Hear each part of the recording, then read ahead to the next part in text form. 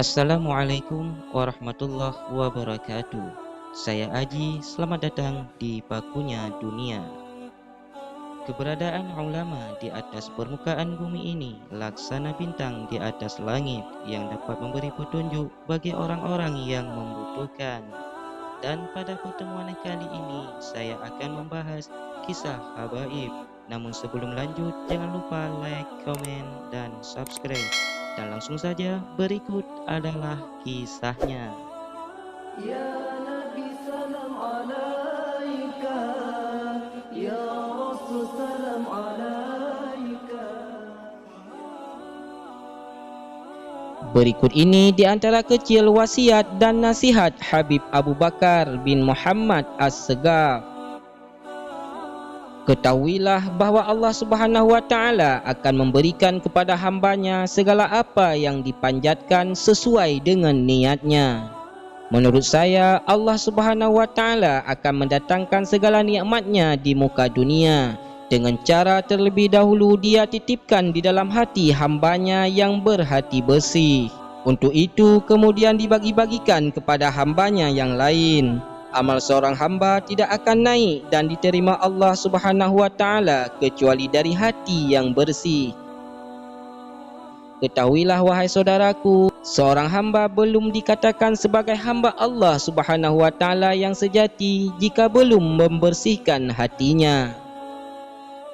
Ketahuilah wahai saudaraku, hati yang ada di dalam ini seperti rumah. Jika dihuni oleh orang-orang yang pandai merawatnya dengan baik, maka rumah itu akan tampak nyaman, asri dan hidup. Namun jika tidak dihuni atau dihuni oleh orang yang tidak dapat merawatnya, maka rumah itu akan rusak. Dan ketaatan kepada Allah Subhanahu wa Ta'ala merupakan penghuni hati yang pandai merawatnya, sedangkan kelalaian dan maksiat adalah perusak hati. Wahai saudaraku, dengarkanlah apa yang dikatakan Habib Ali. Beliau meminta kepada kita untuk selalu meluangkan waktu untuk menghadiri majlis-majlis semacam ini. Ketahuilah bahawa menghadiri suatu majlis yang mulia akan dapat mengantarkan kita mencapai suatu derajat yang tidak dapat dicapai oleh banyaknya amal kebajikan yang lain. Di zaman ini hanya sedikit orang yang menunjukkan adab luhur dalam majlis. Jika ada seseorang yang datang, mereka berdiri dan berselaman atau menghentikan bacaan, padahal orang itu datang ke majlis tersebut tidak lain untuk mendengarkan. Oleh karenanya, banyak aku jumpai orang di zaman ini, jika datang seseorang, mereka berkata, "Silakan kemari." Dan yang lain mengatakan juga silakan kemari, sedangkan orang yang duduk di samping mengipasinya. Gerakan-gerakan dan kegaduhan yang mereka timbulkan menghapus keberkahan majlis itu sendiri. Keberkahan majlis bisa diharapkan apabila yang hadir beradab dan duduk di tempat yang mudah mereka capai. Jadi keberkahan majlis itu pada intinya adalah adab, sedangkan adab dan pengagungan itu letaknya di hati. Oleh karena itu, wahai saudara-saudaraku, aku anjurkan kepada kalian hadirilah majlis-majlis yang baik. Ajaklah anak-anak kalian ke sana dan biasakan mereka untuk mendatanginya agar mereka menjadi anak-anak yang terdidik baik lewat majlis-majlis yang baik pula.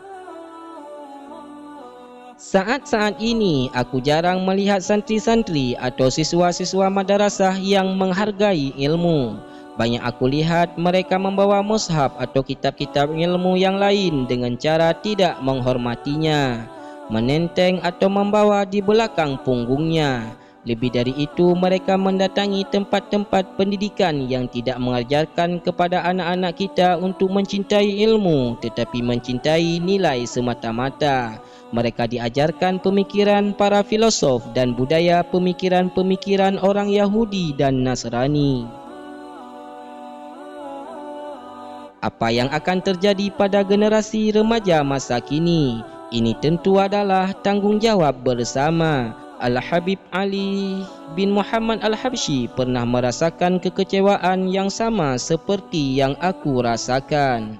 Padahal di zaman beliau, aku melihat kota Sayun dan Tarim sangat makmur. Bahkan negeri Hadramaut dipenuhi dengan para penuntut ilmu yang beradab, berakhlak, menghargai ilmu dan orang alim. Bagaimana jika beliau mendapati anak-anak kita di sini yang tidak menghargai ilmu dan para ulama? Niscaya beliau akan menangis dengan air mata darah. Beliau menambahkan bahawa aku akan meletakkan para penuntut ilmu di atas kepalaku, dan jika aku bertemu murid yang membawa bukunya dengan rasa adab, ingin rasanya aku mencium kedua matanya. Aku teringat pada suatu kalam orang saleh yang mengatakan, tidak ada yang menyebabkan manusia rugi kecuali keengganan mereka mengkaji buku-buku sejarah kaum salihin. Mereka malah berkiblat pada buku-buku modern dengan pola pikir moderat. Wahai saudara-saudaraku, ikutilah jalan orang-orang tua kita yang salihin, sebab mereka adalah orang-orang suci yang beramal ikhlas. Ketahuilah, salaf kita tidak menyukai ilmu kecuali yang dapat membuahkan amal saleh.